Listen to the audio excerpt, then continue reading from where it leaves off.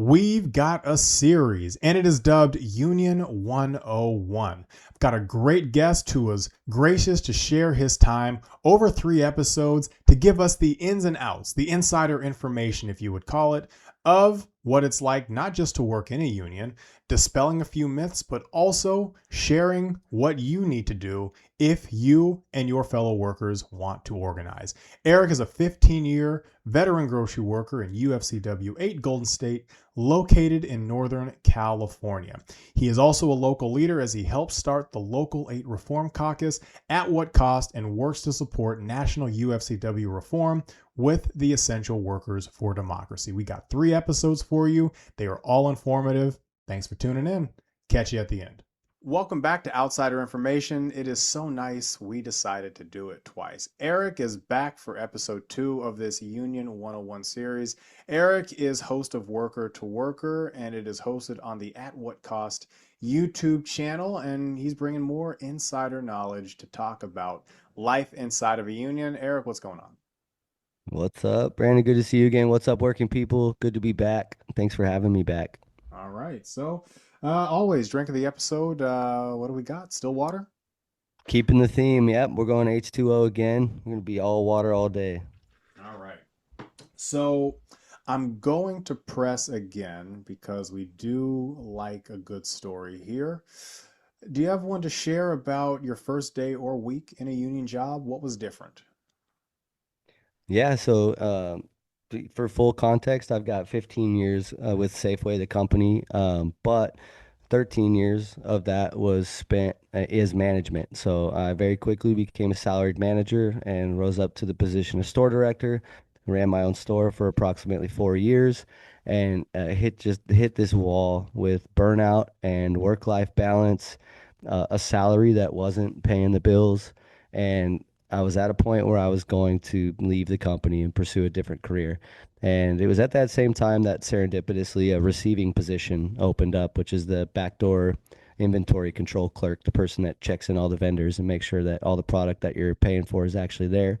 And that position is a Monday through Friday, 5 a.m. to 1:30 p.m., 40-hour a week, topped out head clerk position in the grocery store. So pretty sweet setup. So I called my district manager, let him know it was either I'm quitting or you let me step down. And in that industry, you don't know, typically people do not step down for store management. So I got very lucky and was given the opportunity to do that. Stayed close to home, and immediately just the weight that was lifted off of my shoulders from the 24/7 phone calls. Everything's an emergency. District manager wants you there no matter what, to my 40 hours guaranteed full time through my union contract, my topped out wage guaranteed by my union contract. My health insurance actually dropped down $70 a week, and my out of pocket maximum dropped down $4,000 to 8,000. So instant health care benefit, felt that too. And like we talked about last time, was very interested in becoming a shop steward, and so started to get involved in that. And no looking back. Now that I'm a union member, I can't imagine a scenario where I would ever be non-union. So that's great.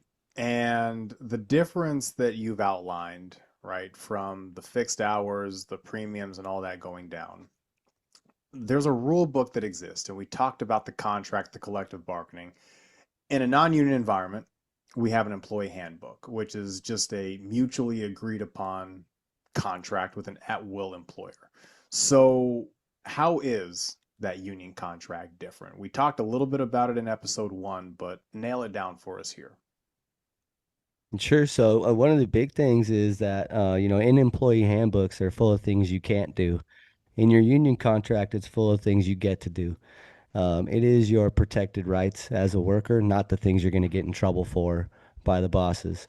And so it is different than the employee handbook in that sense. And also, it's different because that contract isn't given to you by your employer. That contract is collectively bargained for by you and your coworkers. So those are the agreed upon terms of your employment. It sets your pay scale, your retirement. It sets your vacation balances, your floating holidays. all the things that we take for granted sometimes as union members, and then don't realize that for non-union workers, a lot of those things don't exist or are constantly in flux. If the company has a bad year, we don't get as many vacation days next time. This kind of codifies all that into your collective bargaining agreement, which does come with grievance procedures if that contract's violated. And a lot of union contracts actually have financial penalties built into them. So the worker can actually financially benefit from those contract grievances. And it helps create a more fair work environment for working people. So I hear another word that a lot of companies don't like to hear. They don't like the U word. They also don't like the A word, accountability. And it sounds like that is what this provides. It's accountability on both sides. So we dispelled the myth in episode one that it's just about protecting lazy employees. It's really about checks and balances, right? Yeah, no, it is, and it is the reality of the situation is that as a working person, again, in a corporation or a capital intense company, you will always be in a fundamentally antagonistic relationship with the owners. You are a cost, and they will always be doing everything in their power to reduce that cost. Now, the counterpoint to that is that you create all the value for the company. And when I say you, I mean you and all your coworkers. There's no individuals in this conversation. So you and your coworkers create all the value in the company, and that relationship, which, we would like to think is always rosy and you help me, I help you, is often not respected by owners because we are in an environment, in a situation where we are forced to go to a place and exchange our labor for a wage in order to survive.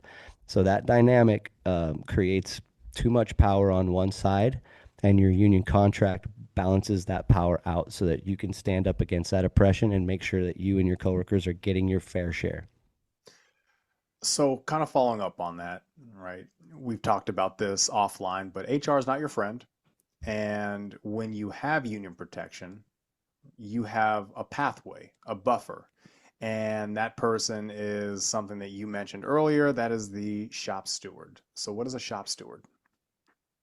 Shop stewards are rank and file members that work within the collective bargaining unit. So, like in my grocery store, I have a shop steward, and that person has legal rights to be involved in any disciplinary action that might be occurring in the store. So, if a manager wants to call one of my coworkers into the office for discipline, my shop steward has the ability to be there through the Weingarten rights, which guarantee that a union representative or shop steward could be in a room during any disciplinary action.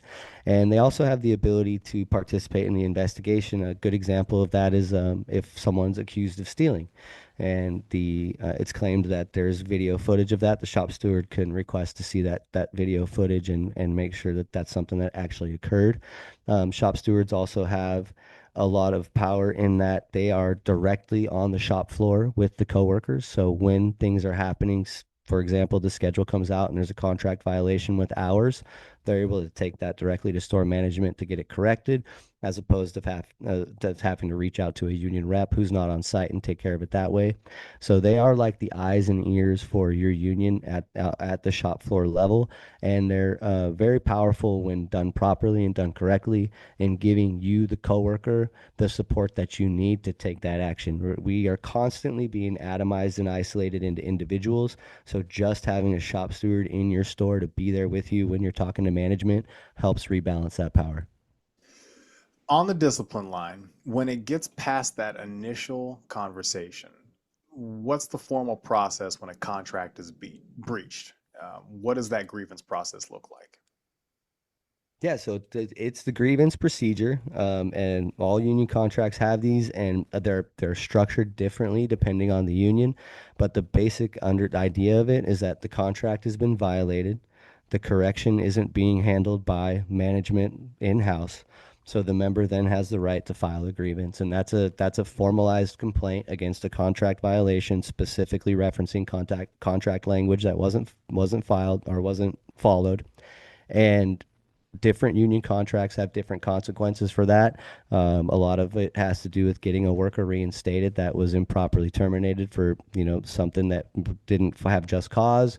or in a lot of union contracts, there's a concept called progressive discipline, which means if you mess up on something, you're not just terminated for it. You get a verbal warning, a written warning, a suspension. There's opportunities for the employee to improve. And so the grievance procedure is just there to make sure that there's a formal way for the worker to enforce the contract. And a lot of those do have consequences on the other side for the employer if there is violation. But that's all handled between the employer and the union, and sometimes a third party arbitrator if that's required. So it's a good way to keep those kind of things in house as well. All of this, the contracts, the organizing, it sounds a little bit like a political arm. Getting the representation really is a political process, and it requires a lot of active members to be really in sync with each other. On that, 2026 a pretty big year for At What Cost, isn't it? Yeah, yeah. So I think we talked about it a little bit last episode that, part of what radicalized me into union reform was seeing a lot of the actions that my union was taking that were not worker powered, were not worker centered. We have a very top down business union structure where we're expected to, like a flock of sheep, follow where the leader tells us to go, and that's not worker power, and that does not bring strong contracts. That doesn't center our issues on the shop floor. And so in 2026 and in every union, this is legally required. Every union has to have union leadership elections. So there are legally protected levers of democracy within our unions. I like to point to three of them. You get to vote on your contract, you get to authorize a strike, and you get to participate in your union elections. So if you feel like something's not right or something needs to be changed, you can run for local office, and that's something that we've decided to do in our group. At What Cost, we built a slate, the At What Cost slate, and we're going to run as a group on these union reform ideals of open bargaining and negotiating, of first day strike pay, and of union leadership that's visible on the shop floor. And we're going to see if we can make some changes to the leadership structure here in UFCW Local 8. And we're going to keep track of all of it, but we're going to close this one out. But we have one more episode to go, which means you're going to have to come back because we're going to dive a bit deeper into the actual organizing process. So we got one more for you. As always, check out the podcast Worker to Worker on the At What Cost YouTube channel, and we will catch you in the next one.